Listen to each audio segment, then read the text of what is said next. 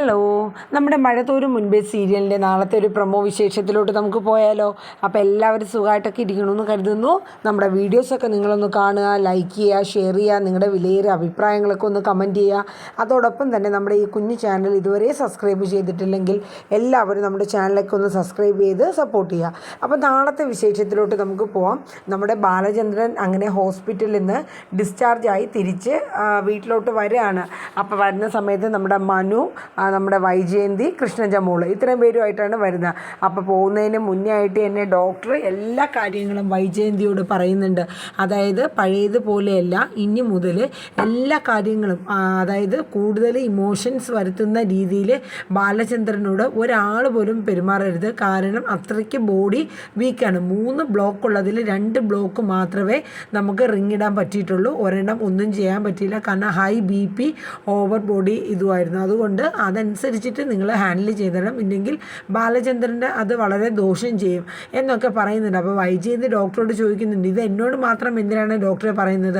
അല്ല, നിങ്ങളാണല്ലോ വൈഫ്, അതുകൊണ്ട് നിങ്ങളല്ലേ ഏറ്റവും കൂടുതൽ നേരെ ഇടപഴകുന്നത്. ഞാൻ ഈ ഇത്രയും ദിവസത്തിനിടയിൽ ഡോക്ടർ കണ്ടായിരുന്നു, ഈ റൂമിനകത്ത് പോലും എന്നെ കയറ്റാൻ ബാലേന്ദ്രൻ സമ്മതിച്ചിട്ടില്ല. അതാണ് അവസ്ഥ എന്നൊക്കെ പറയുന്നുണ്ട്. എന്തായാലും ആരാണെങ്കിലും വളരെ നല്ല രീതിയിൽ ബാലചന്ദ്രനോട് ഇടപെടാൻ നോക്കുക. അതല്ലെങ്കിൽ നമുക്ക് നല്ല രീതിയിലുള്ള റിസൾട്ട് കിട്ടില്ല.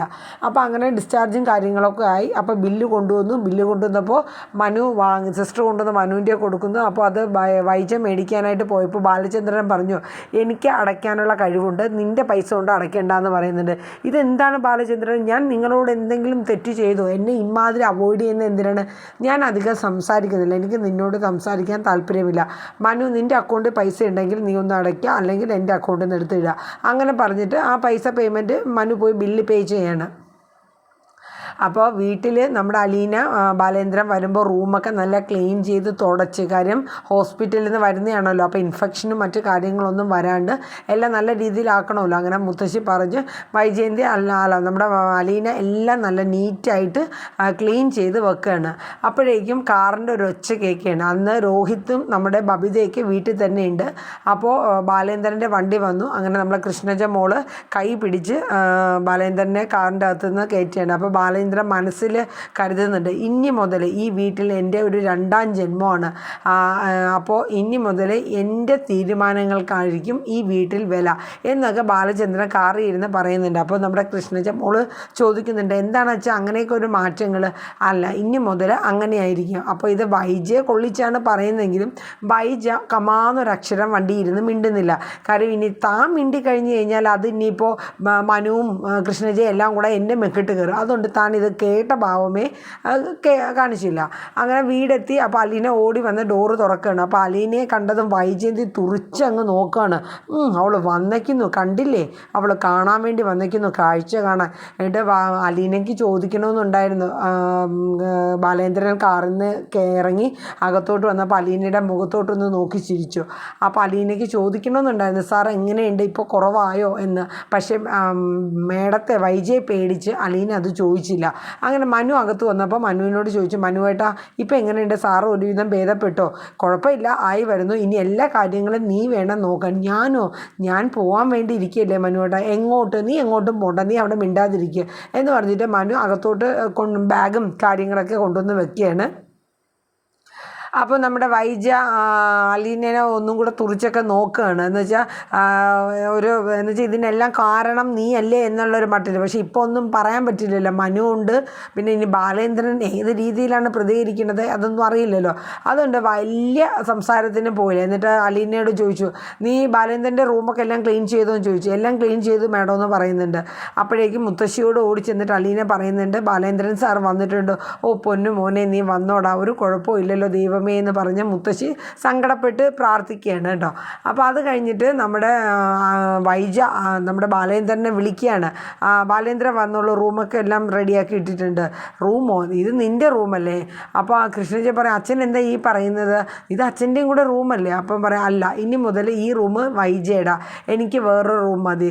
എന്താ വെച്ചാൽ അങ്ങനെയൊക്കെ പറയുന്നത്? അപ്പോൾ എല്ലാവരും കേട്ടോണ്ട് നിൽക്കണം. അപ്പോൾ വൈജ പറയുന്നുണ്ട്, ബാലേന്ദ്രൻ ഇത് എന്താണ് കാണിക്കണേ, ബാലേന്ദ്രൻ എന്താ പറ്റിയേ, എന്തെങ്കിലും ഉണ്ടെങ്കിൽ ഒന്ന് തുറന്ന് പറയുക. നിങ്ങൾ ഈ മനസ്സിലിട്ട് ഇങ്ങനെ പെരുമാറുക എനിക്കറിയില്ല, എന്തെങ്കിലും ആണെങ്കിൽ കാര്യം വാ തുറന്ന് നിങ്ങളൊന്ന് പറയുക എന്നും പറഞ്ഞ് വൈജി അങ്ങ് ഷൗട്ട് ചെയ്യണം. അപ്പോൾ മനു പറയുന്നുണ്ട് അങ്കിളിന് ഇഷ്ടമുള്ള പോലെ എന്താണെന്ന് വെച്ച് ചെയ്യട്ടെ.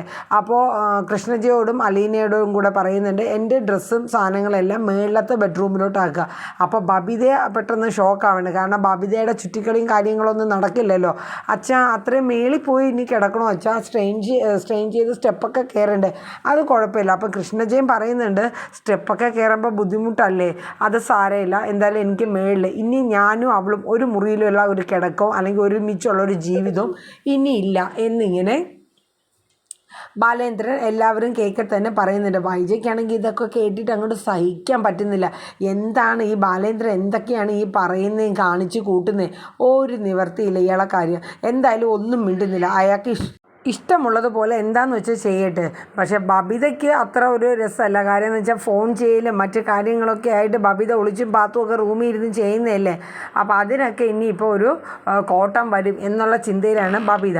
അപ്പോൾ അങ്ങനെ ബാലേന്ദ്രൻ്റെ റൂമിലോട്ടൊക്കെ എല്ലാം സാധനങ്ങൾ കൃഷ്ണച്ചക്കുട്ടിയും എല്ലാവരും കൂടെയൊക്കെ എടുത്ത് വെച്ച് എല്ലാം നല്ല രീതിയിൽ സെറ്റ് ചെയ്ത് കൊടുക്കുകയാണ്. അത് കഴിഞ്ഞിട്ട് നമ്മുടെ മനു നമ്മുടെ വൈജയന്തിയെ വിളിച്ച് മാറ്റി നിർത്തിയിട്ട് പറയുന്നുണ്ട് ആൻറ്റി ഞാൻ പറയാനുള്ള കാര്യങ്ങളെല്ലാം ഞാൻ പറഞ്ഞിട്ടുണ്ട്.